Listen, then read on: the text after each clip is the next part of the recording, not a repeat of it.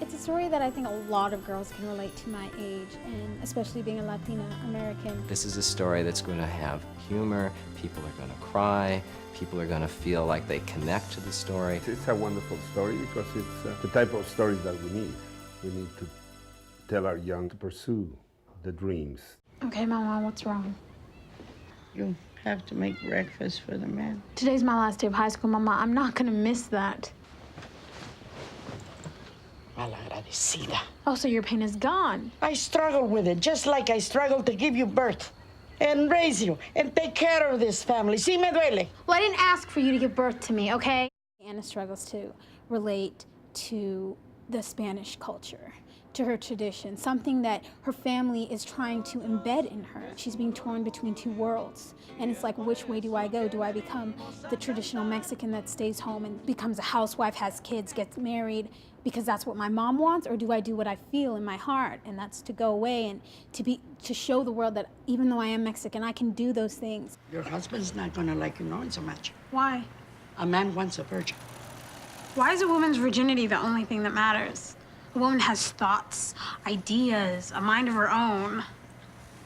A mind and thoughts.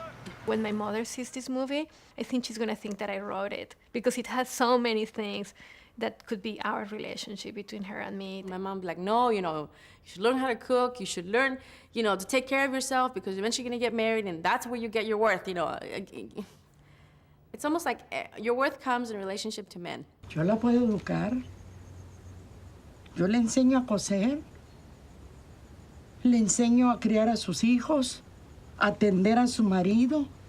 Esas cosas no le van a enseñar ahí en el colegio. Latino families, is the mother the one that, runs the show. But it's the father that approves it. Mr. Guzman, of course we want Anna to get educated. We have already discussed that amongst our family. But we need her to work now. She can go to college later. I have to wait a year before I can go to college. So during this year, I worked at my sister's sewing factory. And I worked there only 5 months, but it was such an incredible experience. Tomorrow you come to work with us in the factory. What? No way. Estela, we're very far behind. We're not behind. Yes, we are. If we don't help your sister, who else is going to? I don't know, and really, I don't care. You go down to sewing factories and you see a multiplicity of cultures there because of the need for people to work and survive. And it's a dignified work. But see, apparently these kids don't see it that way. You expect me to do this dirty work for nothing? This is dirty work? This is a sweatshop. Don't you get it? You're all cheap labor for Bloomingdale's. What was so wonderful about being there was that my mother was such a different person in the sewing factory because she was surrounded by women. All these women respected her.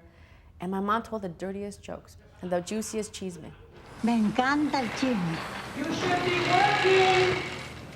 El Dorado Ortiz is secretly in love with Rosalie. Ay, no, qué horror. He thinks you're too skinny, but he would love to fatten you up. But don't get as fat as Anna. If I had, been bitter about being told that I wasn't pretty, my whole life would have gone down the drain. I wouldn't be sitting in front of you talking to you right now. Why do you always have to be like this? I only tell you for your own good. Mira más. Enormes. Don't. They must weigh Stop 10 it. kilos each. My daughter says, Mom, tell Grandma not to be calling me gorda. And I'm like, ay, Mama, that's my childhood. My mom's saying, gorda. Don't eat the flan.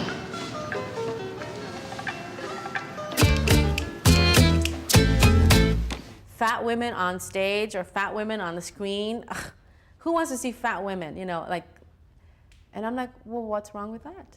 If we look back to Marilyn Monroe, she used to wear a size 14.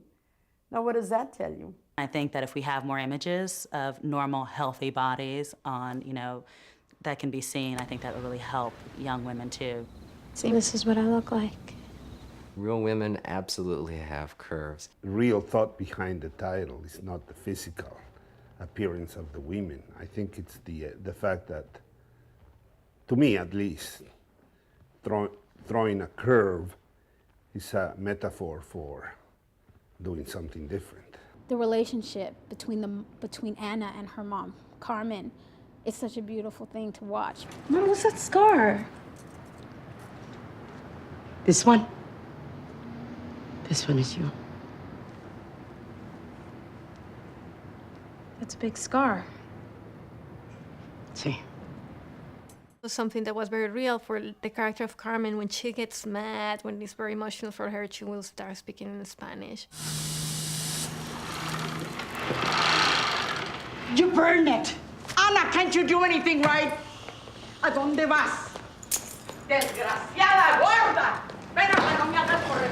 No me hagas que vaya detrás de ti. Ana! The story is really about Anna finding her voice and sort of gaining strength by learning about the work that her mother and her sister do. But it really is about Anna discovering the worth of her experience, because at the beginning she starts out wanting to go to college, and then here she is, she has to go to the sewing factory. Before Anna could gain respect from her parents, she had to gain respect for herself. And that's just like a worldwide lesson that everybody should know, you know? Like, to know love in somebody else, you have to know it in yourself first. Te avergüenzas conmigo. Te da vergüenza trabajar con nosotras. Tanto lomo, tanto sacrificio. Anna is not perfect in any way in this movie. She's a little lazy, you know. She doesn't like to do the things that her mom, she doesn't like to cook, she doesn't like to clean, she doesn't like to help around the house.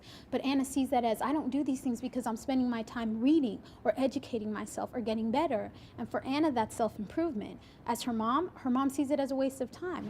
Jimmy, does your mom understand you? Most of the time. Is your mom? No. I don't know, it's like she hates me. She thinks I'm fat and I'm ugly and God knows what. You're not fat. You're beautiful.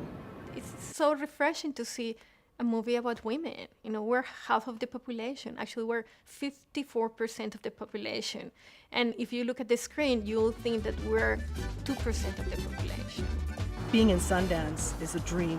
People were coming up to me crying, and they couldn't stop crying. It was making me cry because I was just so touched.